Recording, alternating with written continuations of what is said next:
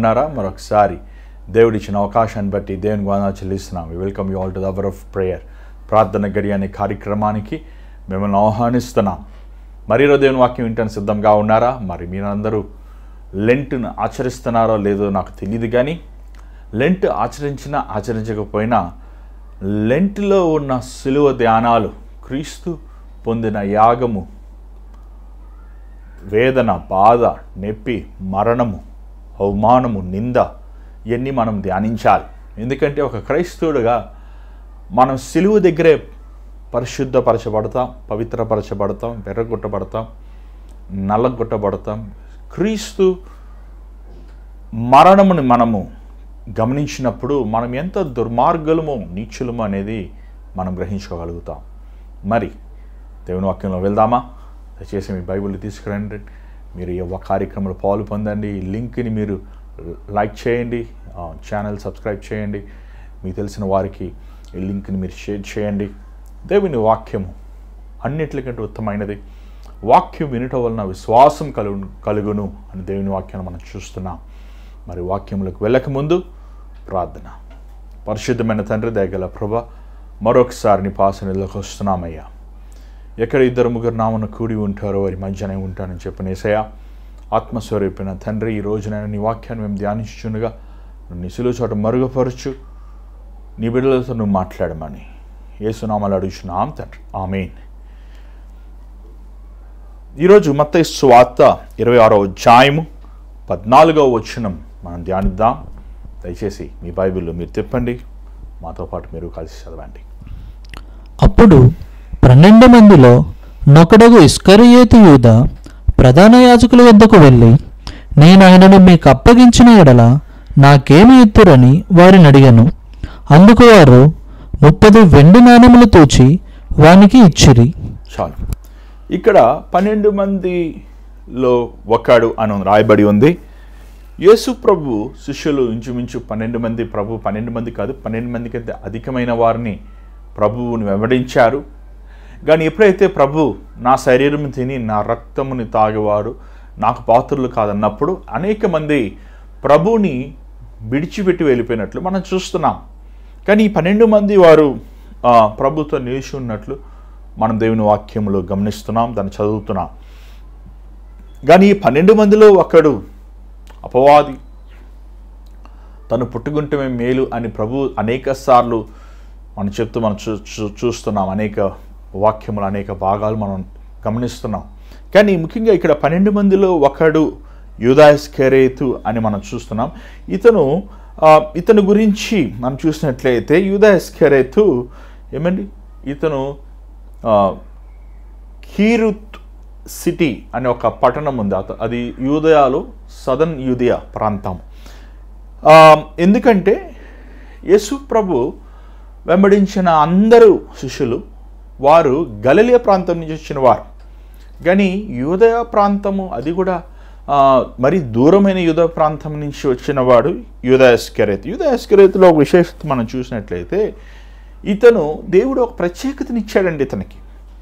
ఇతని స్థితి ఏంటో దేవునికి తెలిసినప్పటికీ, తన ఎంతో దుర్మార్గుడు, ఎంతో నీచుడు, ఎంతో భ్రష్టమైన వాడని ప్రభు తన స్థితిని ఎరిగినప్పటికీ తనకి దేవుడు ఒక అవకాశం ఇచ్చాడు.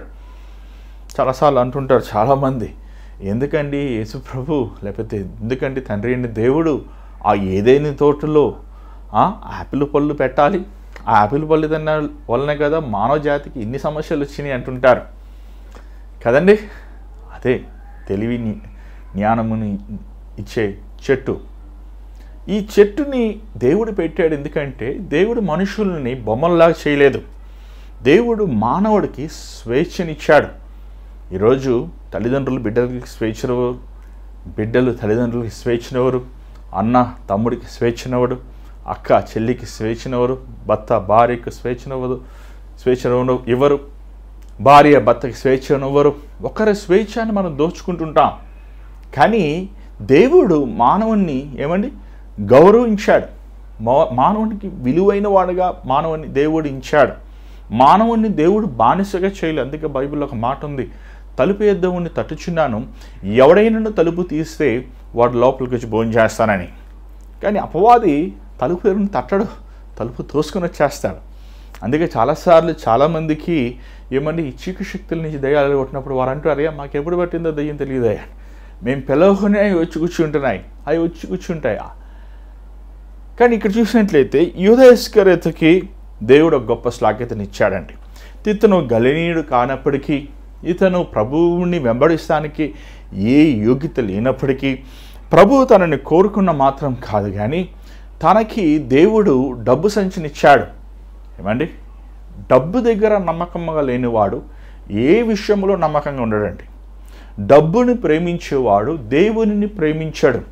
చాలాసార్లు చాలామంది దేవుడి కానుక ఇచ్చే విషయంలో, దేవుడి దశంభాగాలు ఇచ్చే విషయంలో, దేవునికి ఇచ్చే విషయంలో నమ్మకంగా ఉండరు. అలాంటప్పుడు ఏమండి, వారు దేవుని దృష్టిలో వారు అబద్ధికులుగా, లేకపోతే దొంగలుగా, లేకపోతే మోసగాలుగా ఉంటాం మనం చూస్తున్నాం. దేవుడికి ఇవ్వాలి. అది ఎంత ఇవ్వాలి, ఎలాగ ఇవ్వాలి అనేది బైబిల్లో అనేకమైన ఉపమానములు మనం పాత నిబంధనలో చూస్తున్నాం, కొత్త నిబంధనలో మనం చూస్తున్నాం. అది దేవుని మేము మీతో మాట్లాడిన రీతిగా మీరు ప్రభువుకి ఇవ్వాలి. డబ్బు మాత్రమే కాదు, సమయం ఇవ్వాలి, నీ జీవితం ఇవ్వాలి, నీ బిడ్డలు ఇవ్వాలి, నీ సమస్తము దేవునికి సమర్పించాలి. దేవునికి నీ సమస్తం ఇవ్వలేని అప్పుడు నీ మనసులో దేవుని పట్ల ప్రేమ లేదని అర్థం. ఏమండి, ఆ కయ్యేను పాడైపోయినది దేవుడికి ఇచ్చాడు, ఏబేలు ఉత్తమైనది దేవుడికి ఇచ్చాడు. దేవునికి ఇచ్చినప్పుడు విలువైనవి ఇవ్వాలి. మనం దేవుడికి ఇచ్చినప్పుడు శ్రేష్టమైనవి ఇవ్వాలి, ప్రేమపూర్వకంగా దేవునికి ఇవ్వాలి, గౌరవపూర్వకంగా దేవుని మనం ఇవ్వాలి. కానీ యూదా ఇస్కరియోతుని దేవుడు ఎంతో ప్రేమించాడు, తనకి ఎంతో గొప్ప శ్లాఘ్యత ఇచ్చాడు. యేసుప్రభు పరిచర్యకి ఫైనాన్స్ మినిస్టర్, ఏమండి, లేకపోతే ఏమంటారు, ట్రెజరర్ అంటారు కదండి, ట్రెజరర్. ఆయన సైన్ వేస్తానే చెక్కు పాస్ అవుతుంది అన్నమాట. ఆయన శాంక్షన్ చేస్తానే ఏమండి అన్ని పేమెంట్లు జరుగుతాయి. అంత గొప్ప అధికారము దేవుడు యూదా ఇస్కరియోతుకి ఇచ్చాడు.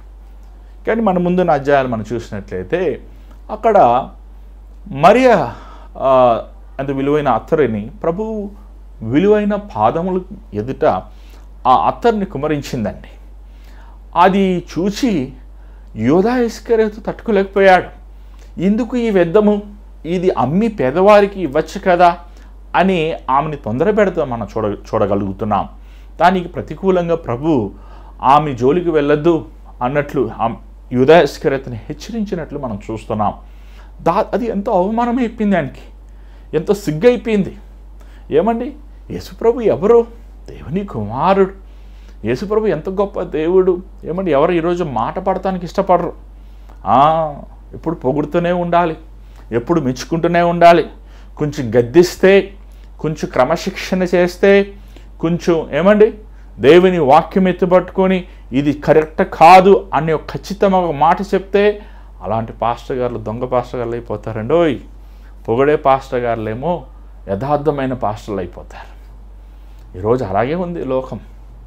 ఏమండి, నిన్ను మెచ్చుకునేవాడు, నిన్ను ఏమండి నిజముగా నిన్ను ప్రేమించేవారు నిన్ను శిక్షిస్తాడు. బెత్తమ వాడినవాడు తన కుమారుడికి విరోధి అని బైబిల్లో రాయబడి ఉంది. ఈరోజు మనం చూస్తున్నాం ఇక్కడ యూదా ఇస్కరియోతు ప్రభువు మీద బాధ పెట్టేసుకున్నాడు.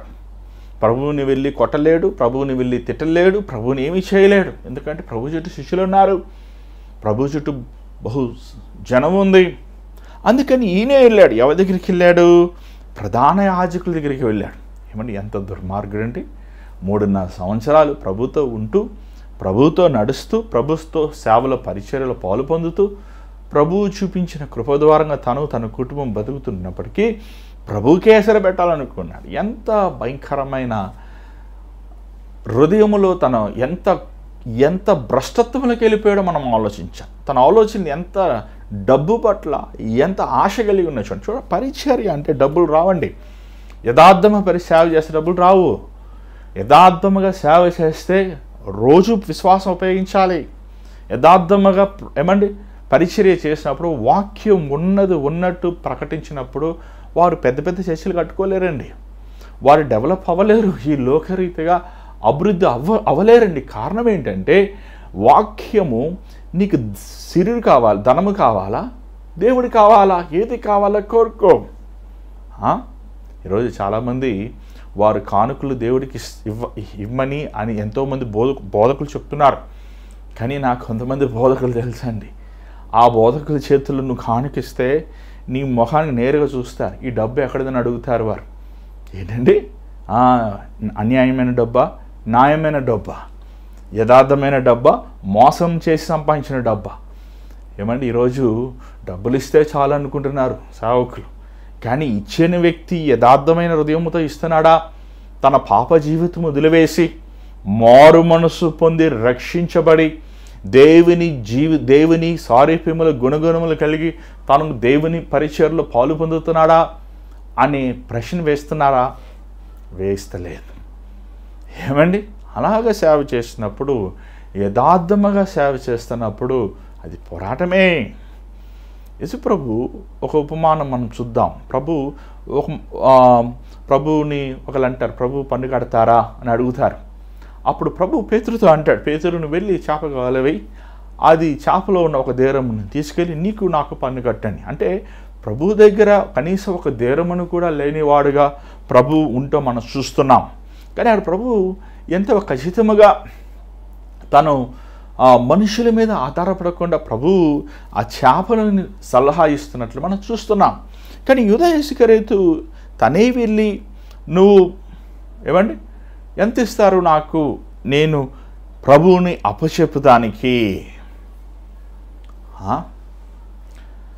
సేవ చేస్తున్నప్పుడు అండి, ఇప్పటికీ ఇంచుమించు 13 సంవత్సరాలు సంపూర్ణమైన సేవలో ఉన్నానండి. అనేక పల్లెళ్ళు, గ్రామాలు, పట్టణములు, దేశములు వెళ్ళాను. అనేక చోట్లకి వెళ్ళానండి.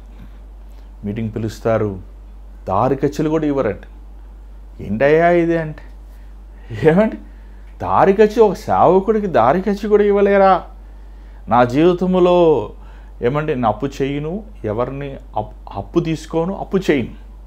మరి పరిచర్యకి నేను ఉచితంగా వాక్యం చెప్పాలని కానీ మనము ఏమండి ఒక ట్రైన్లో వెళ్ళాలన్నా, బస్సులో వెళ్ళాలన్నా, లేకపోతే ట్యాక్సీలో వెళ్ళాలన్నా మనము దానికి ధర చెల్లించాలి కదా. ఎన్ని నా పరిచర్య రీతిలో పోరాటం ఎక్కడ చూసినా మనుషులు మీటింగ్లు పెట్టుకుని డబ్బుని ఎలా సంపాదించాలి అంటే, దేవుని నామములో ఎలా సంపాదించాలి, దేవుని నామములో ఏమంటే ఘనతను ఎలా సంపాదించుకోవాలి, డబ్బును ఎలా సంపాదించండి. ఒక దేవుని సేవకుడు వస్తున్నప్పుడు ఒక దేవుని సేవకుని మనం ఘనపరచాలండి. దేవుని సేవకుడు ఏమండి ఒక పాస్టర్ గారు మనకు వస్తున్నప్పుడు, వాక్యం బోధిస్తున్నప్పుడు, లేకపోతే మన మందిరం వెళ్తున్నప్పుడు ఆ దేవుని సేవకుని మనం ప్రేమించాలి, ఘనపరచాలి. ఈ చెప్పవసరం లేదు. కానీ యూదా ఇస్కరియోతు దేవుని నామంను పెట్టుకుని నేనేమి సంపాదించుకుందామా, ఇతను పాస్టర్ కాదే, ఇతని యాజకుడు కాదే, ఇతనికి కావాల్సింది ఏంటి తెలుసా? ధనము. ఎందుకు ధనం కావాలి? ధనము? యేసుప్రభు 5 రొట్టెలు 2 చేపలు పెట్టి భోజనం పంచినప్పుడు ఇంత తింటున్నాడు. ప్రభు ఎవరిని పస్తు పెట్టాడు కదా, ప్రభు ఎవరిని అన్యాయంగా పని చేయించుకోడు కదా, ప్రభు ఇస్తున్నాడు. కానీ ఇతనికి ఏంటి? చాలామందికి ఎక్కువ డబ్బులు ఎందుకు కావాలి తెలుసా అంటే, జలసాలు చేయాలి. కొంతమందికి వ్యసనాలు ఉంటాయి, పాప వ్యసనాలు. పేరుకి సేవ చేస్తానంటారు కానీ తాగుతారు, ఏమండి భయంకరమైన నీచ కార్యాలకు పాలు పొందుతారు. అలాగే ఇతనికి మనసు సరిలేదు, అతని హృదయము సరిలేదు, అతని జీవితము సరిలేదు, అతని బ్రతుకు సరిలేదు. 3.5 సంవత్సరములు ప్రభుత్వం ఉంటున్నప్పటికీ తన ఆలోచనల విధము సరిలేదు. వెళ్ళి అడిగినప్పుడు ఏమండి వారు ఏం చెప్పారు చూడండి, 15వ వచనం. నేను ఆయనను మీకు అప్పగించిన ఎడల నాకేమి ఇత్తురని వారిని అడిగాను. అందుకు వారు 30 వెండి నాణెములు తూచి వానికి ఇచ్చిరి. ఏమండి ఇక్కడ చూసినట్లయితే ఒక మాట, 30 వెండి నాణెములు. 30 వెండి నాణెం అనేది ఒక బానిస ఖరీదండి. మనం ఇది నిర్గమకాండము 21:31లో చూస్తున్నాం. యోవేలు గ్రంథము 3:6లో కూడా మనం చూస్తున్నాం. మీరు చదువుకోవచ్చు, మనకు ఇంకా సమయం లేదు. అంత మాత్రం కాదు, ఏమండి 30 వెండి నాణాలకి ఈవెన్ ఇర్మియా గ్రంథములో తన స్థలం అమ్మాల్సి వచ్చినప్పుడు దేవుడు అంటాడు 30 వెండి నాణములు ఇచ్చుకోండి. అది ఒక చాలా తక్కువ ధర. లెక్క చెప్పాలంటే మన రోజుల్లో, ఈ రోజుల్లో కూడా ఒక 1000 రూపాయలు, 1000 రూపీస్ ఒక బానిసని బానిస అంటే ఏమండి, ఆ బానిసకి అన్నం పెట్టాలి, ఆ బానిస ఉంటాను స్థలం ఇవ్వాలి, ఒక గొడ్డిలాగా బానిసను కూడా ఆ రోజుల్లో వారు చూసేవారు. బానిసతనం అనేది మన చరిత్రలో మనం చూస్తున్నాం. అప్పటి నుంచి తరతరాలుగా ఒక దేశం ఇంకొక దేశానికి యుద్ధంకి వెళ్ళినప్పుడు వారు ఓడిపోయినప్పుడు వారిని బానిసలుగా చేసేవారు. కఠినమైన పనికి వారు నియమించేవారు. సో ఇక్కడ ప్రభుని 30 వెండి నాణములకి, అంతే ఎంతగా తను డబ్బుకి కక్కుతు పడుతున్నాడో మనం చూడాలి. చూడండి, 30 వెండి నాణాలు. యేసు ప్రభుని ఈరోజు ఎంతోమంది అమ్మవేస్తున్నారండి. మీరు 30 వెండి నాణాలకు అమ్మవేస్తలేదేమో కానీ ఆదివారము దేవుని మందిరంకి వెళ్ళకుండా అమ్మివేస్తున్నారు. దేవుని వాక్యం చదువుకోకుండా అమ్మివేస్తున్నారు. పరిశుద్ధముగా జీవించకుండా అమ్మివేస్తున్నారు. సినిమాలకు బానిసై, తాగుడికి బానిసై, ఏమండి చీకటి పాటలు, గ్యాంబ్లింగ్కి బానిసై, అపవిత్రమైన పాపమునికి బానిసై యేసుని అమ్మివేస్తున్నారు ఈరోజు చాలామంది. నువ్వు యేసు ప్రేమను రుచి చూసావు, యేసులో ఉన్న గొప్పతనమును నువ్వు ఎరిగావు, ఆయన ఉన్న మాధుర్యం నువ్వు ఎరిగావు, ఆయన ఉన్న ఉన్నతమైన మనస్సును నీకు తెలుసు, అయినప్పటికీ నువ్వు అమ్మేస్తున్నావు. ఏమండి, మనం అనుకుంటాం యోధేశ్వర ఎంత భయంకరమైన వాడు, మరి నువ్వు భయంకరమైనడు కదా, మనం భయంకరమైన వారం కదా. మనం ఇతరుల మీద కొండాలు చెప్తున్నప్పుడు, ఇతరుల మీద ఆయాస మనసు కలిగి ఉన్నప్పుడు, అసూయ మనసు కలిగి ఉన్నప్పుడు, మనం అబద్ధం మాట్లాడుతున్నప్పుడు, మోసం చేస్తున్నప్పుడు, దేవుని సొమ్ము దొంగిలిస్తున్నప్పుడు, దశమ భాగం ఇవ్వకుండా దేవుని సొమ్ముని దొంగిలిస్తున్నప్పుడు, ఏమండి మనం దొంగలము కామా, మన అబద్ధికులము కామా, మన మోసగాళ్ళము కామా? ఒకసారి ఆలోచించండి. యోధా ఇస్కరియోతు యేసు ప్రభుని ఒకసారి అమ్మివేశాడు, కానీ మనం రోజు రోజుగా అమ్మివేస్తున్నాం. రోజు ప్రభువుని మోసం చేస్తున్నాం. ఈరోజు వాక్యం చదువుకుంటానంటాం, ఈరోజు ప్రార్థన చేస్తానంటాం, కానీ చేస్తున్నామా? చేస్తలేదు. ఈరోజు దేవుని కోసం సత్యమైన జీవితం, యథార్థమైన జీవితాన్ని బ్రతుకుతానంటావు, కానీ బ్రతుకుతున్నావా? బ్రతుకుతలేదు.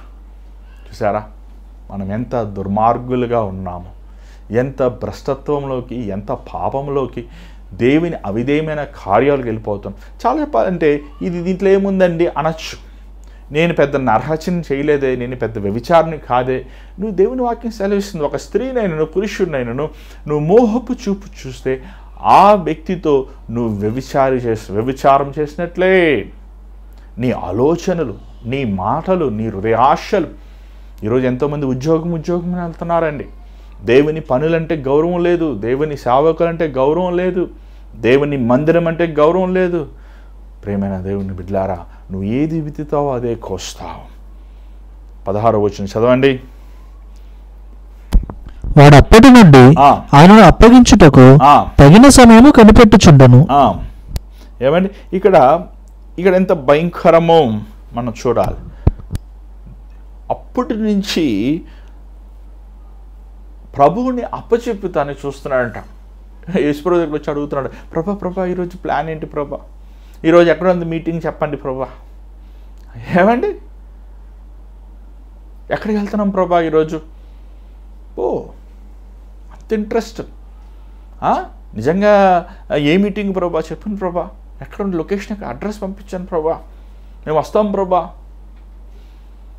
ఏమండి ప్రభు ఆ రోజు ఆ తీర్మానం చేసుకున్న, ఏమండి ఇంచుమించు అదే వారంలోనే ఆయన అప్పచెప్పబడతాం మనం చూస్తున్నాం. మరి ఎప్పుడు కరెక్ట్గా మనకు తీర్మానం చేశాడో మనకు తెలియదు, కానీ ఎందుకంటే బైబుల్లో అన్ని సీక్వెన్స్గా లేవండి. కానీ తను తీర్మానం చేశాడు. మేబీ బహుశా ఒక వారమేమో అంతే, లేకపోతే 3-4 రోజులేమో అంతే. కానీ తను తీర్మానం చేసి ప్రతి అవకాశం చూస్తున్నాడు ప్రభువుని ఎలా అప్పచెప్పాలి. ఏమంటే ఈ రోజుల్లో ఫోన్లు కానీ GPS లొకేషన్లు కానీ లేవు. కబురు పెట్టాలి, మనిషిని పంపించాలి. ఆ రోజు దేవుడు దాని తర్వాత మనం చూస్తున్నాం ప్రభు ఏమండి లాస్ట్ సప్పర్ ఏమంటాం తెలుగులో, ఏమండి చివరిసారిగా భోజనం ప్రభు చేస్తున్నప్పుడు, ఏమండి మిద్దె మీద భోజనం చేస్తున్నప్పుడు అడుగుతున్నాడు ప్రభు ఎక్కడ ప్రభు నెక్స్ట్ అయిపోయింది భోజనం చేస్తాం, నెక్స్ట్ ఎక్కడికి వెళ్తాం? యేసు ప్రభు ఎక్కడికి వెళ్తాడో తెలుసు ఆయనకి. ప్రార్థన అంటే గెత్సేమని తోటే. ఏమండి చెప్పేసాడు వెంటనే. ప్రభు అంటాడు, నువ్వు ఏం చేయాలి త్వరగా చేయబిడ్డా, నేను అక్కడికి వెళ్తున్నావు గెత్సేమని తోటే. ఏమండి పురుగు 30 వెండి నాలుగు పరిగెట్టాడు బిడ్డ. ఏమంటే డబ్బుల కోసం పరిగెడుతున్నారు చూడండి. ఫోన్ మందిరంలో కూర్చుంటే ఫోన్ చేస్తున్నట్టే ఆఫీసులకు పరిగెడుతుంటారు, ఇంటికి పరిగెడుతుంటాడు, బంధువులు వస్తే వాళ్ళు పరిగెడుతుంటారు. చూడండి, ఆదివారం ఏం పని పెట్టుకోవద్దు. ఆదివారం బంధువుల దగ్గరికి వెళ్తాం, ఆదివారము ఏమండి ఇంటికి చుట్టాలు పిలుచుకుంటాం, ఆదివారం పెళ్ళిళ్ళు పెట్టుకుంటాం, ఆదివారం ఏమండి స్తుతి గుడులు పెట్టుకుంటాం. కాదు, ఆదివారము దేవుని దినము. అడుగుతున్నాడు ఈయన పాపం ప్రభువుని, ప్రభువా ఎప్పుడయ్యా? మనం చూసినట్లయితే దేవుని అప్పచెప్పుతానికి అవకాశం, అంటే పాపం అని తెలిసి, తప్పని తెలిసి, ఇది చేయకూడదని తెలిసి చేస్తున్నాడండి.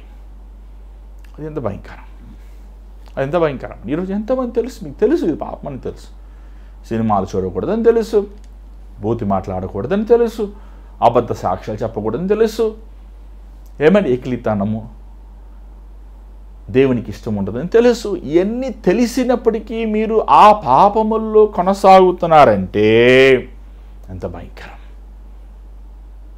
అర్థమైందా మీకు? అర్థమవుతుందా మీకు? మీరు ఒకసారి గమనించండి ప్రియమైన దేవుని బిడ్డలారా, మీరు ఒకసారి ఆలోచించండి దేవుని బిడ్డలారా, మీ జీవితము ప్రభువుకి ఎదుట యథార్థముగా ఉందా? మీ బ్రతుకు దేవునికి ఇష్టానుసారంగా జీవిస్తున్నారా? చూడండి, మారు మనసు పొందుతానికి, పశ్చాత్తాపడటానికి దేవుడికి తెలీదా? యోధాయస్కరత ఆలోచనలు దేవుడికి తెలీదా? తన హృదయంలో ఉన్న ఇవి ఎవరిని మోసం చేస్తా? ఎంత వెర్రివాడు యోధాయస్కరత. అందుకే తన తవ్వుకున్న గొంటలో తనే పడి తనే నిర్వహణ. దేవుడు అంటున్నాడు, అలాంటి వాడు పట్టుకొని ఉంటమే మేలు, సన్ ఆఫ్ డిస్ట్రక్షన్. పట్టుకొని ఉంటమే మేలు అండి అలాంటి వాడు. నువ్వు దేవుని మోసం చేస్తావు అనుకోవద్దు. నువ్వు దేవునిని మోసం చేయలేవు. దేవుడికి సమస్తము తెలుసు. ఏమండి, తన జీవితంలో తనకి పశ్చాత్తాపడటానికి, మారు మనసు పొందటానికి కూడా అవకాశం. చివరిగా 30 వెండి నాణం తను తిరిగి ఇచ్చేసినట్టు మనం చూస్తున్నాం. యేసుని విధులేయండి అని ఏడుస్తాడు పాప బిడ్డ. కానీ ఏం ప్రయోజనం చెప్పండి? పాపం ఆయనకి ఏడ్చాడు, అయ్యో నేను అప్పచెప్పాను, ఏడ్చేసి చివరికి ఏం చేశాడంటే ఊరేసుకుని చచ్చిపోయాడు. ప్రేమైన దేవుని బిడ్డలారా, పాపం అంతే, నిన్ను దేవునికి దూరపరుస్తుంది, నీ హృదయముని కఠినం చేసేస్తుంది, నీ హృదయము వాత వేయబడిన హృదయముగా మారిపోతుంది. నువ్వు దేవుని సారూప్యములో, దేవుని మార్గములో నిలవలేని వాడగా, నడవలేని వాడగా, నిన్ను యథార్థమైన వాడగా నిన్ను ఉండనివ్వకుండా పాపము నీ జీవితముని పాడు చేస్తుంది. ప్రేమైన బిడ్డలారా, డబ్బుని ప్రేమిస్తున్నావా? లోకముని ప్రేమిస్తున్నావా? క్రీస్తు కంటే దేని నువ్వు ఎక్కువ ప్రేమిస్తున్నావు, అదే నీకు శాపంగా మారుతుంది. దయచేసి స్థలంలో ఉంచండి, ప్రార్థన చేద్దాం. పరిశుద్ధమైన తండ్రి, దయగల ప్రభా, యూదాస్కరియోతు డబ్బుని ప్రేమించి, డబ్బు మీద తన ఆశని పెట్టుకుని తన జీవితం నిత్యమైన నరకమునికి పాడు చేసుకున్నాడయ్యా. నీతో ఉంటూ, నీతో నడుస్తూ, నీతో ఏకీపిస్తూ నువ్వు ఇచ్చిన అవకాశములన్నీ పాడు చేసుకున్నాడయ్యా. దేవా, అలాంటి వారుగా మేము ఉండకూడదయ్యా. మా పూర్ణ హృదయంతో, పూర్ణ ఆత్మతో, పూర్ణ శక్తితో నువ్వు ప్రేమించేవారుగా, పొరుగువారిని ప్రేమించేవారు, యథార్థమైన సత్యములో జీవించేవారుగా, నీ వాక్యములు నడిచేవారుగా ఉండటానికి సహాయం. ఈ మాటలు బిడ్డలను దర్శించు, నిశ్చితమైతేనే మరలా మేము కలుసుకుంటానికి అవకాశం పుట్టించమని యేసు నామములో అడుగుచున్నాం తండ్రి, ఆమేన్. మరి దేవుడు మీతో మాట్లాడండి, మాకు తెలియపరచండి. మరి మీరు ప్రార్థన అవసరతల కోసం మీరు నాతో మాట్లాడిన ఆశిస్తే గమనించండి, స్క్రీన్ మీద కనబడుతున్న నెంబర్కి మీరు వాట్సాప్ కానీ, వాయిస్ మెయిల్ కానీ, టెక్స్ట్ మెసేజ్ కానీ పంపిస్తే నేనే మీకు కాల్ చేస్తానండి. మరి అందరితో ఒకేసారి మాట్లాడతాం సాధ్యము. మరి రెగ్యులర్గా మీరు కాల్ చేయొచ్చు, చేస్తే మీకోసం ప్రార్థిస్తారు. కానీ మీరు నాతో ప్రత్యేకంగా మాట్లాడాలని ఆశిస్తే మీరు వాట్సాప్ మెసేజ్ చేయండి, నేను మీకోసం రెస్పాండ్ అవుతాను. గమనించండి, ఆదివారం సండే 9:30కి R3 ఐకాన్ బ్యాంక్వెట్ ఏసీ హాల్లో, షేక్పేటలో ఉన్న హాల్లో ఆరాధన జరుగుతుంది. ఈ ఆరాధనలో మీరు మీ కుటుంబస్తులు పాలు పొందండి. మరి ఇది మెయిన్ రోడ్లోనే అందరికీ కన్వీనియంట్గా ఉంది. దేవుడు మనకి ఇచ్చిన కృప బట్టి ప్రతి ఆదివారం మనం ఇక్కడ జరిపిస్తున్నాం. మరి ఈ అవకాశాన్ని మీరు సద్వినియోగపరచుకోండి. ఈ భారమైన పరిచయాలు దేవుడు మిమ్మల్ని ప్రేరేపిస్తే మీకు గొప్ప విరాళం పంపించవచ్చు. స్క్రీన్ కనబడుతున్న గూగుల్ పే, ఫోన్పే ద్వారంగా ఈ పరిచయాలు మీరు పాల్పొందొచ్చు. దేవుని జీతం అయితే రేపు కలుసుకుందాం. అంతవరకు God bless you. Take care.